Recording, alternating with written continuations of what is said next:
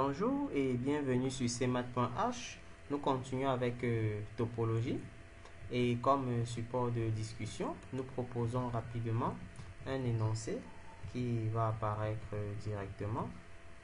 On nous propose donc x qui est un nombre réel et on nous demande de donner l'encadrement de la partie entière de x.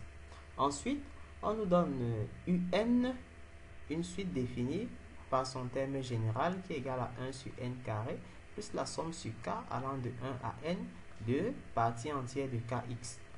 On veut donner un encadrement de la suite un. On veut déduire que un converge et calculer sa limite. On veut également déduire que q est dense dans R. Alors, comme solution, nous prenons x dans R et nous voulons donner l'encadrement de partie entière de x. Nous savons que partie entière de x est inférieure ou égale à x, strictement inférieure à partie entière de x plus 1. On peut encore dire que x moins 1 est strictement inférieur à partie entière de x et inférieur ou égal à x. Ça, c'est une application directe du cours. Maintenant, nous voulons donner un encadrement de un. Premièrement, nous allons donner un encadrement de partie entière de kx. On a donc kx moins 1 qui est strictement inférieur à partie entière de kx et qui est inférieur ou égal à kx. Ensuite, par passage à la somme, nous allons voir que cette somme est strictement inférieure à la somme sur k allant de 1 à n de partie entière de kx et inférieure ou égale à la somme sur k allant de 1 à n de kx. Cette fois-ci, on va faire éclater la somme à ce niveau en ouvrant la parenthèse. Et lorsqu'on ouvre la parenthèse, nous allons remarquer très vite que comme x ne dépend pas de k, x peut sortir de la somme et se retrouver là. Et pareil de ce côté, comme x ne dépend pas de la somme, x peut sortir et se retrouver à ce niveau. Donc, je reste donc avec directement cette somme qui est déjà connue. On nous a déjà donné la valeur. J'aurai donc x facteur de n plus 1 sur 2 moins n. Parce que la somme sur k allant de 1 à n de 1, c'est encore n. Et pareil de ce côté. Là maintenant, je vais diviser toute cette inégalité par 1 sur n carré. Une fois que je le fais, à ce niveau, le n qui est au numérateur va se simplifier et en bas j'aurai 2n. Ici, j'aurai 1 sur n.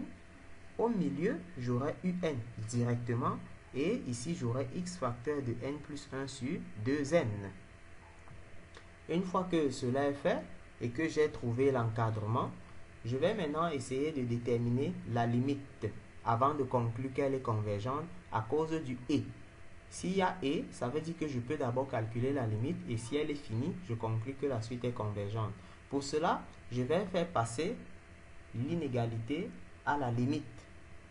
Et une fois que cela est fait, je constate très rapidement que la limite de n plus 1 sur 2n tend vers 1 demi et la limite de 1 sur n tend vers 0.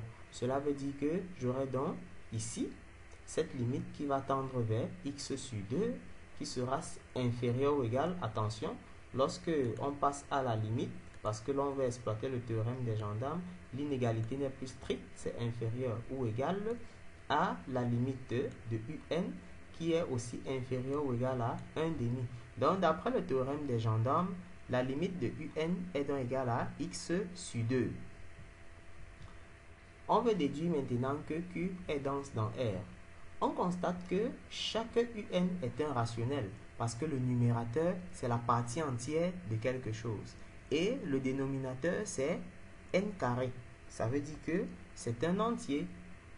Le dénominateur, bien sûr. Donc, le rapport est un rationnel. Comme la suite un tend vers x sur 2, on peut donc conclure que 2un tend vers x, ce qui est très logique. Donc, chaque réel x peut être approché d'aussi près que l'on veut par des rationnels. Et ça permet de conclure naturellement que Q est dense dans R. C'est ici que s'achève donc notre exercice. À la prochaine.